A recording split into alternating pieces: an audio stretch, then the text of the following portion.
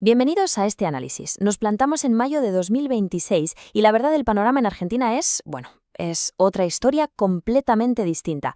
Javier Milei ya ha pasado el ecuador de su mandato, hemos dejado atrás las elecciones legislativas de octubre de 2025 y el país está inmerso en una transformación institucional, política y económica absolutamente radical.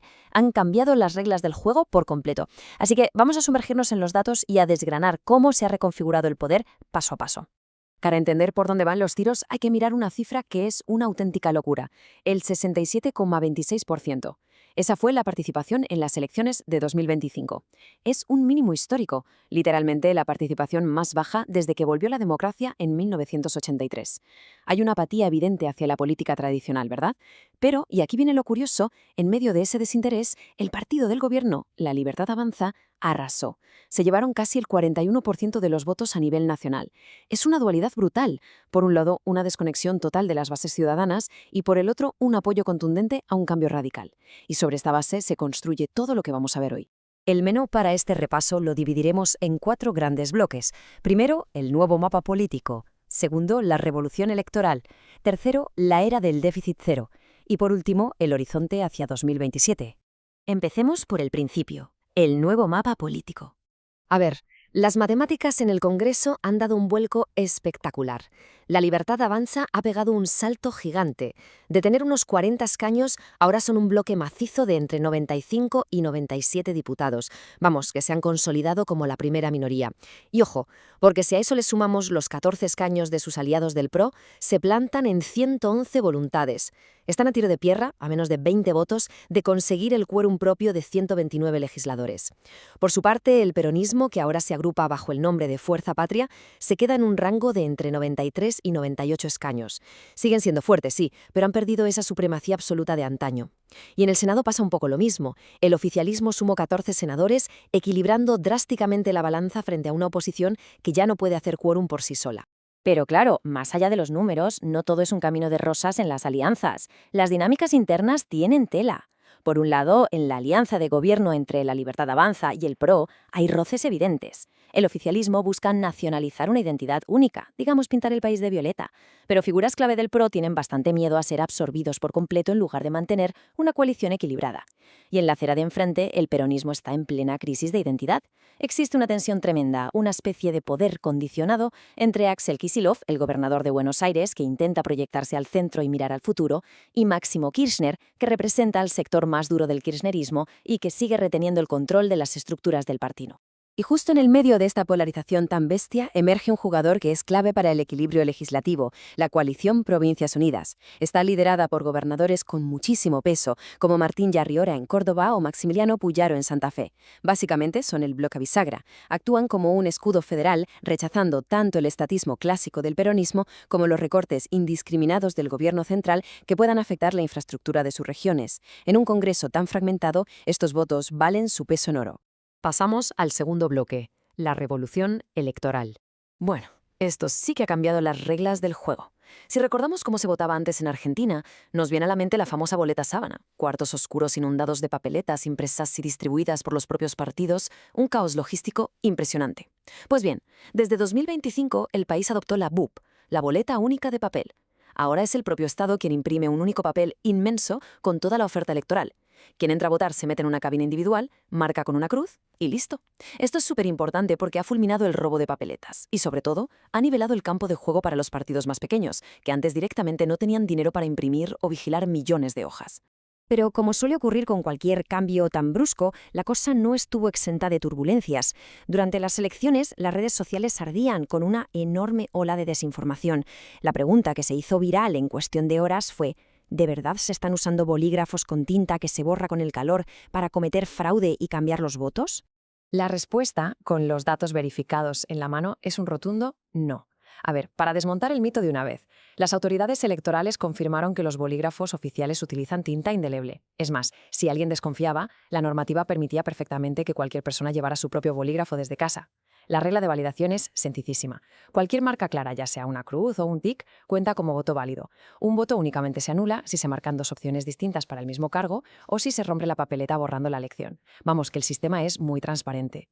Y esta revolución no se queda solo en la papeleta. El terreno legislativo de cara a 2026 está que arde con dos proyectos de ley súper polémicos. Primero, el Gobierno quiere eliminar de raíz las PASO, que son las elecciones primarias abiertas y obligatorias, argumentando que hay que ahorrar millones de dólares. Y segundo, está avanzando el proyecto de ficha limpia. El objetivo, impedir que cualquier persona con una condena judicial en segunda instancia pueda presentarse como candidato. Evidentemente, la oposición ha puesto el grito en el cielo. Dicen que quitar las PASOs es una trampa para fragmentarlos y que la ficha limpia podría usarse directamente como un mecanismo de proscripción política. Va a haber debate para rato. Avanzamos al punto 3, la era del déficit cero. Pongámonos técnicos un momento, pero de forma sencilla. El presupuesto de 2026 trae bajo el brazo una novedad histórica, la regla obligatoria del déficit cero. Y ojo, que no es un simple eslogan de campaña, es una norma legal muy estricta que exige que el Estado, bajo ningún concepto, pueda gastar más de lo que ingresa. Si la recaudación cae, esta regla le da al Gobierno poderes extraordinarios para hacer recortes automáticos y discrecionales en cualquier gasto que no sea obligatorio. Básicamente, el equilibrio fiscal se ha convertido en la piedra angular del Estado.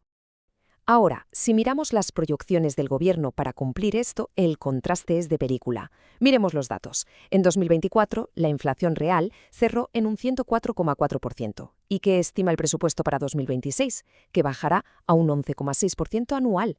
Y no solo eso, pronostican que el PIB crecerá un 4,7%. Es una visión de la economía profundamente optimista.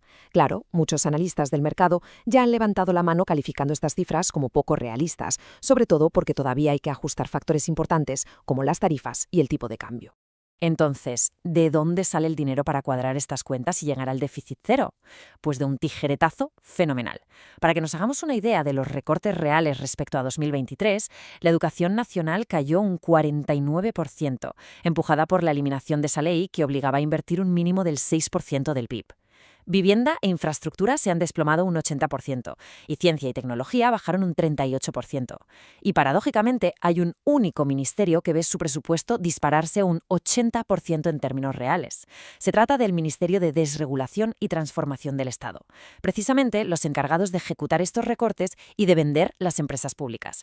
Frente a las críticas por un ajuste tan bestia, la defensa oficial suele mostrar un dato. Argumentan que el 85% de todo el presupuesto nacional se destina a capital humano, lo que incluye salud, educación y jubilaciones. Y el número es real, es cierto, pero la Oficina de Presupuesto del Congreso lanzó una advertencia fundamental. Hay que leer esto con mucha cautela. Resulta que la inmensa mayoría de ese 85% corresponde al pago de las jubilaciones, y esas pensiones vienen de sufrir una pérdida de poder adquisitivo enorme en los años anteriores, por lo que han quedado congeladas en niveles de compra que son históricamente bajísimos. Y llegamos a nuestra última sección, el horizonte hacia 2027.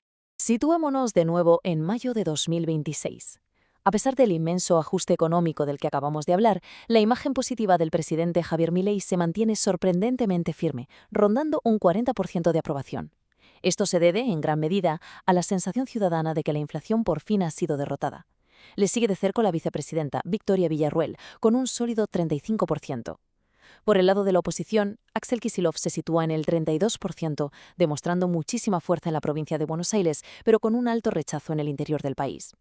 Eso sí, los analistas ya avisan de un fenómeno preocupante. Hay una creciente fatiga de gobernabilidad, especialmente entre los más jóvenes, que exigen que esos buenos números macroeconómicos se empiecen a notar ya en su día a día. En definitiva, la Argentina de 2026 se ha convertido, a todos los efectos, en un enorme laboratorio institucional a cielo abierto. Es fascinante. Toda esta situación nos deja una pregunta inmensa flotando en el aire. ¿Es realmente viable mantener un Estado reducido a la mínima expresión dentro de una democracia que arrastra tantas demandas históricas? Al final, el éxito o fracaso de este experimento no se va a medir solo en las hojas de cálculo del Ministerio de Economía. Dependerá de cómo la sociedad procese las nuevas reglas electorales y las presiones sociales. El camino hacia las presidenciales de 2027 ya está marcando la agenda, donde gobernar y sobrevivir políticamente se han convertido en exactamente lo mismo. El desenlace de todo esto redefinirá, sin ninguna duda, el futuro del país.